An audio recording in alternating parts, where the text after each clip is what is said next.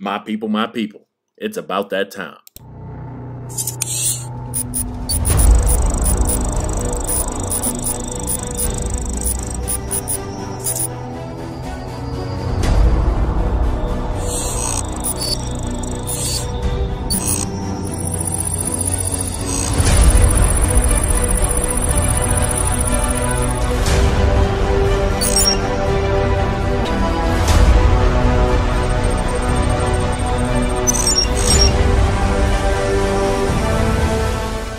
Like a boss.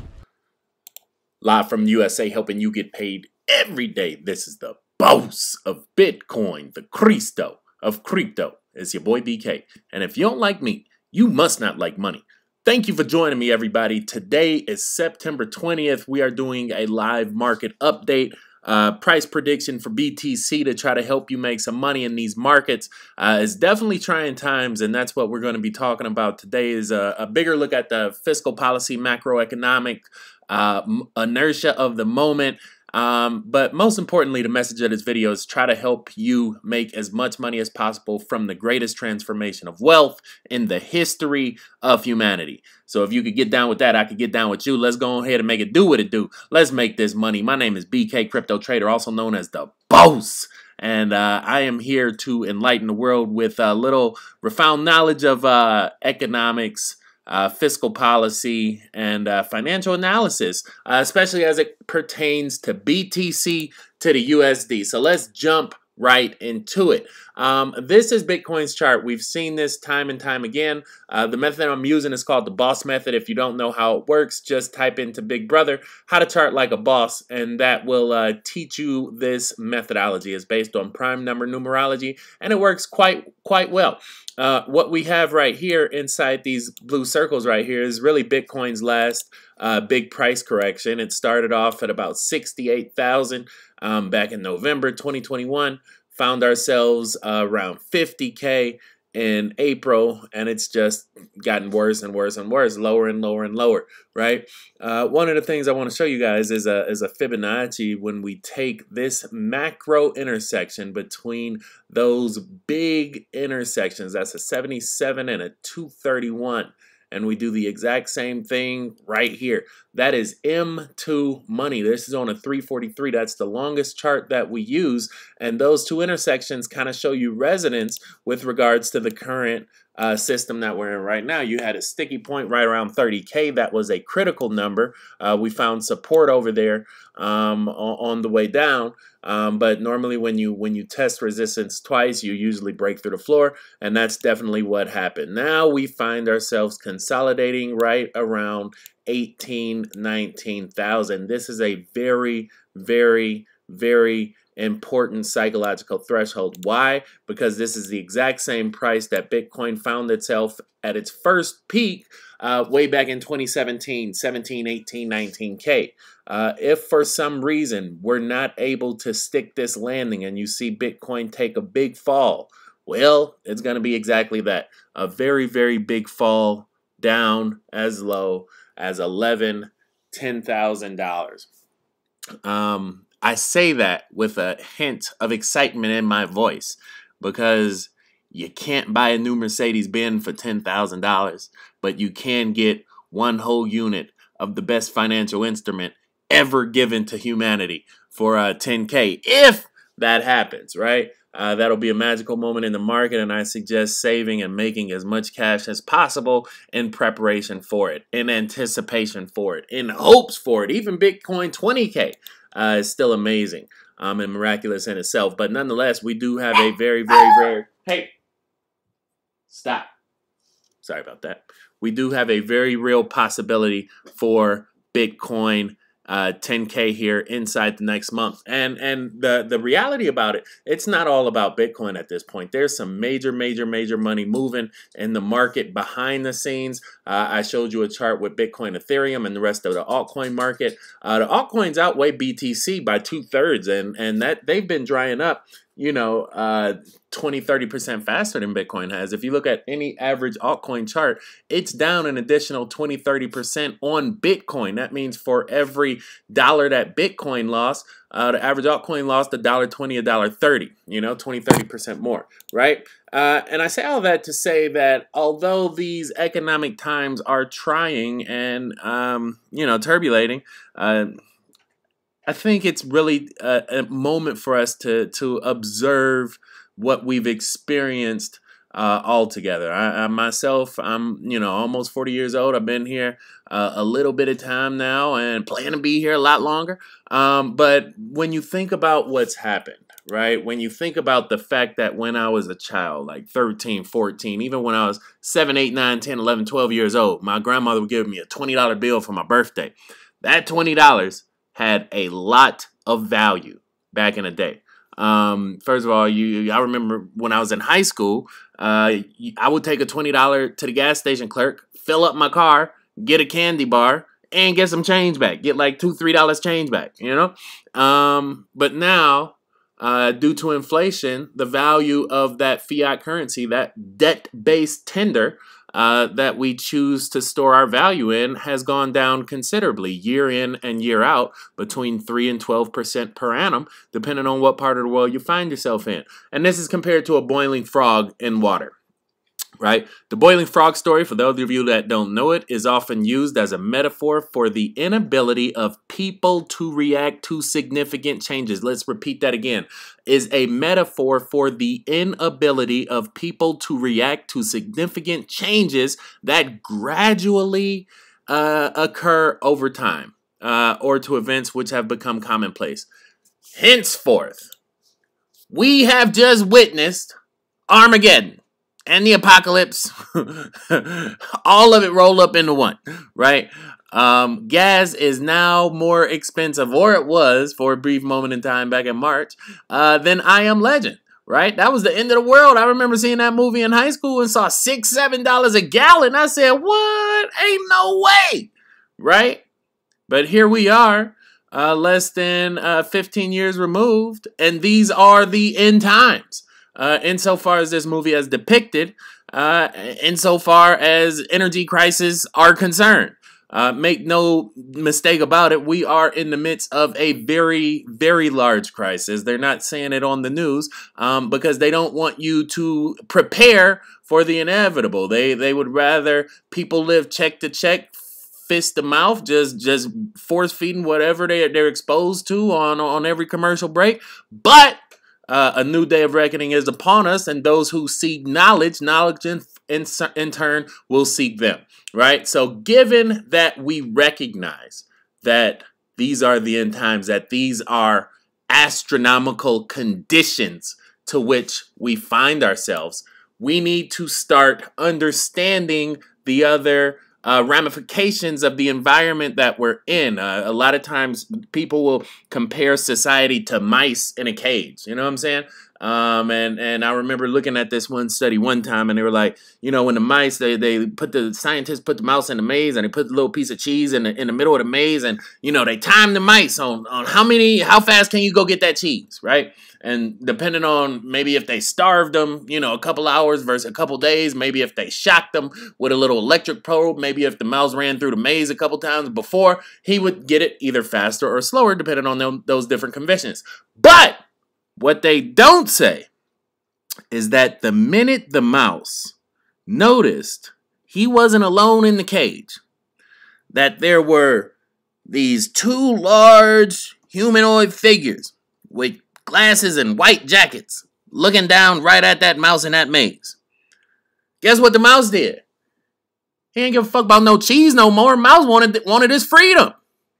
The mouse stopped running to the middle of the maze for the cheese and started trying to climb out of the cage once he realized that going and getting that cheese wasn't in his best interest, getting free was, right? And that's similar to a frog waking up in the middle of a pot of simmering water and realizing it's time to find a new home. It's time to go somewhere else. It's time to start a new game. It's time to dream a new dream. And it's time to keep it moving, keep it on wheels, and keep on rolling. We are witnessing the systemic destruction of the largest civilization in most recent history, right?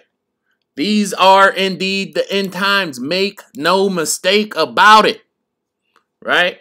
And as a result, they are the beginning times as well. And we shall write a new chapter, and history shall reap the victors on behalf of society, as opposed to on behalf of just intellectually enlightened few, right? I wanted to read this verbatim. I think it's a pretty important dissertation. It takes a few minutes, so bear with me. We are living in a boiling frog economy. I'm not saying that I agree with everything this author said. I just want to let it be known that he said it. And I believe knowledge is power. And again, if you seek knowledge, then knowledge will seek you. Congratulations to everybody who heeds my voice at this moment in space and time. Writing nerds will be happy to know that it's not actually a boiling frog analogy. It's actually an epilogue, and it goes something like this. Once upon a time, there was a frog. A horrible human, statistically speaking, a 6-year-old boy raised in New Jersey threw the frog in a boiling pot of water. The frog jumped out, so the wicked boy, let's call him Christopher, put the frog in a pot of cold water, slowly raised the temperature until the amphibian half-potted itself to death. Now, they actually did do this. Science nerds will be happy to know that one person did indeed boil a frog alive, so it is possible, by raising the temperature 0.02 degrees Celsius per second for a period of 2.5 hours. So basically in 2.5 hours, by raising at a very, very slow rate, you're just about guaranteed to kill any given frog at any given time, right? Just imagine that 2.5 hours being 25 years, and 0.002 degrees Celsius being 8%. You lose on your money, right? Do the math. If it comes out over 25 years, you basically lost 3/4 of everything, right? So what is the philosophical point of this particular well-known epilogue? That humans, roughly speaking, aren't much smarter than your everyday Kermit.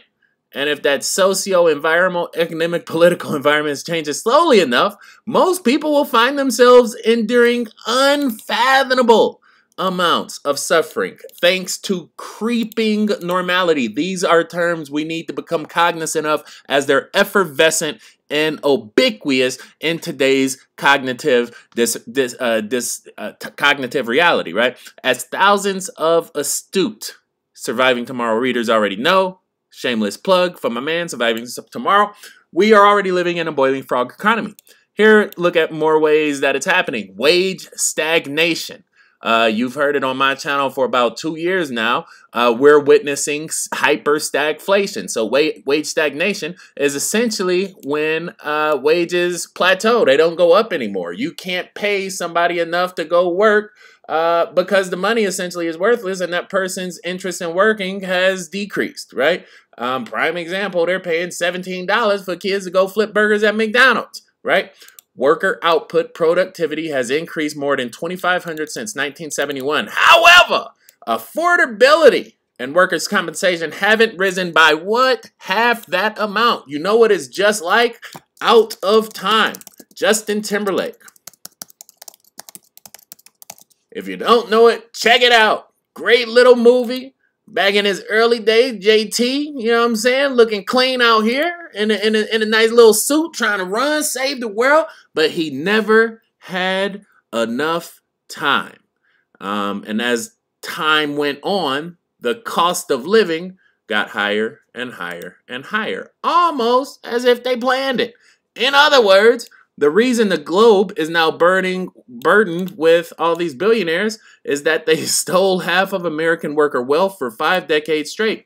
Hard to disagree with that one. And the rate that they're stealing it is speeding up. As AI, machine learning, robotics, financialization, and monopolization devour tens of millions of jobs. Gigafied workers now compete for low wages, poor conditionings, while the rich get richer. And I thought about this. Sorry for the side note, but I thought about this a few months ago. I said the real reason for any economy witnessing inflation across the board, and I just polarize it. I say you got rich people and you got poor people, right? Rich people save money, poor people spend money. Rich people don't have to work, poor people need to work. right? Or don't need to work and have to work, right? I said inflation can only occur in any given economy when rich people are saving money at a rate that supersedes poor people spending it. Because they're saving money, they're not recirculating it into the economy, it has to get replaced. When it gets replaced, the existing money goes down. Poor people aren't spending money fast enough to outpace the rate of rich people saving it. Therefore, the value of money goes down for everybody. But rich people aren't affected because they're already rich, right? Price inflation. Rising prices are caused by many things. Corporations raising prices, the number one cause. Also, side note, we learned this at Notre Dame, when they raise wages and they pay that little 13, 14, 15-year-old $17.50 to make that cheeseburger, guess what's going to happen? You're going to pay more for that cheeseburger because corporations don't lose money. You know what I'm saying? That's the number one rule of a corporation. You don't lose money. It ain't no charity. It's a corporation. It's for profit. It's capitalism, right? And that's the reality of it. So as you see these rising prices, just know that's the cost of inputs rising. That's the cost of human commission, human resources rising, right? And it's literally a downhill storm after that, right? You get the point. Without a revolution, world war, major economic depression, prices will go up for the rest of our lives, and Big Brother will straight up lie to about how fast they're actually going up. I saw a video today that made me laugh so much. I wish I had it on this computer, but you know what? I do. I'm going to jump over to the #1 Bitcoin group in the world. #1 Bitcoin. This is my favorite group on Facebook. It's got 25,000 of my best friends, and we come together 7 days a week to keep each other empowered and in profit in the charts.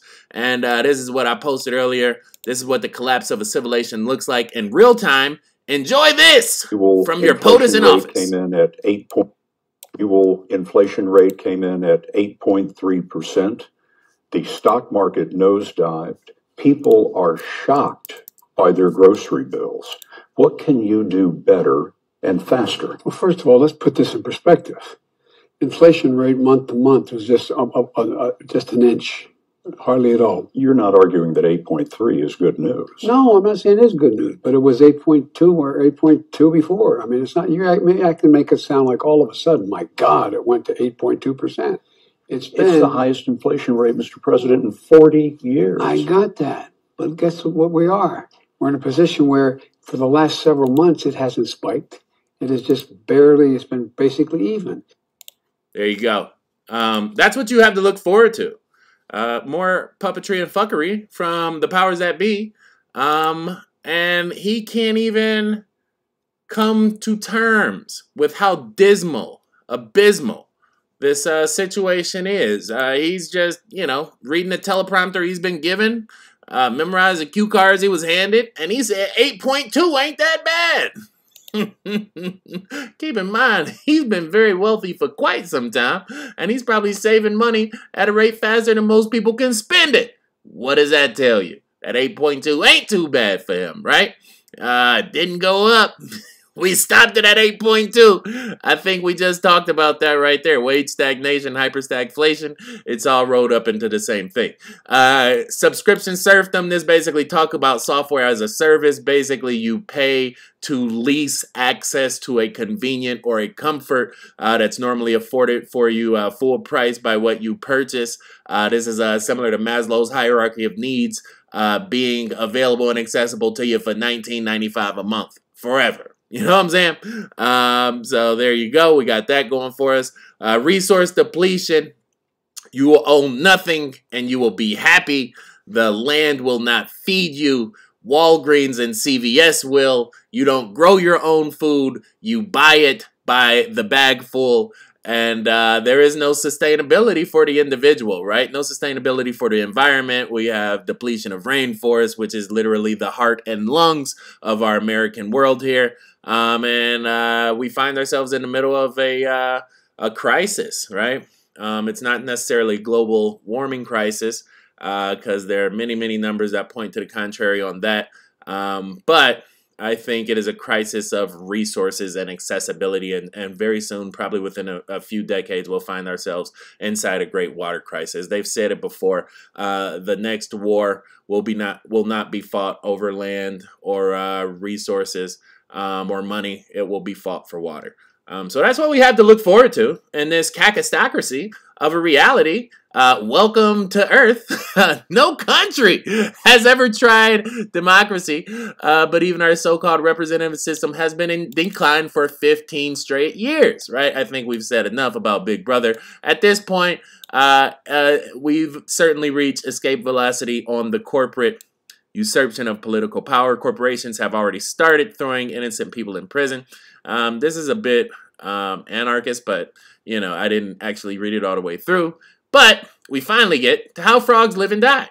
Imagine being thrown overnight in a world where you own nothing, including your own clothes. You rent everything for top dollar on a daily night basis from our post-national techno-fruitist monopolies, including overcrowded housing. Remember, Justin Timberlake, out of time. It's the sharing economy, remember? You will own nothing and you'll be happy. You will work 3 or more days on underpaid gig jobs, slaving from sunup to sundown, eating bugs and vegan factory food. Oh my God. I heard it's so healthy for you. I just saw my favorite celebrity do it on TV. Living much of your lonely life in a digital world because this planet is in a hellscape, fighting with complete strangers online with zero democratic say in how to corporatoactory, right? One of those words, in which you live operates. You would jump out immediately. Guess what? We're there right now. Billions of people already live adjacent to this level of day-to-day desperation, and that's where the 99% are being pushed by corporations slowly but surely. Civilizations typically collapse not with a bang, but with a whimper. In our case, it'll be a slow simmer. But that, by the time the rest of the sheeple, I mean the frogs, realize it, will already be fully cooked. And so that's what we have to look forward to, people. This is, kind of a... longer drawn out metaphor for how I normally present my information. I thought I would read, or at least, give homage to somebody else who made the same observation. We are indeed the frog in the boiling water. And I've said this previously, I say it again. You change your values, you change your worth. If you want to be fascinated and enamored by how many 3-points Steph Curry could shoot on the next NBA basketball game, guess what? The reason they pay him so much is they're selling you poison every 15.5 minutes on all those commercial breaks. You want to go watch your favorite football game on college football, Alabama, #1 team in the country. You see they took 2 points off the board to keep Alabama #1, right? Just look at the commercials. Every product just about gives you cancer. That's what you're paying for. And don't think because you didn't pay Alabama to watch that football game, you didn't pay them. No, you're paying attention to it. So just by paying attention to it, you are indeed engaging in a transaction. So make sure your transactions benefit you. Always trade up, not down. And it's time to separate the real men from the little boys, and the knowledge from the lies, the gnosis from the deception. And we will try to reconvene in a much better reality at a point down the road, right? That's my sincerest intention. That's my projection into the ether. And with that being said, everybody, it's that time of the day. Signing out. Boss. Boy BK, no matter where you stay, Brazil to Bay or California, all the way back out through Germany. Good night, good morning, and good day. Thank you for your time. Hit that thumbs up button for a player one time. Do that for me if you appreciate mine. We also have some free resources. Again, #1 Bitcoin group in the world. I'll leave a link for you in the description. And I'm going to shout out this one guy, leave a little link for his survivingtomorrow.org article, right? We try to make these messages knowledge insightful, entertaining, and amazing. So if you appreciate that, I appreciate you. Hit that thumbs up button. Leave me a comment. Show me some love. And we'll be back here, right here, same time tomorrow. Same place, same time. With that being said, it's that time of the day. Signing out. Bows. Boy BK. Till we meet again. Stay cryptic, y'all. Peace. Like a boss. Huh. Huh?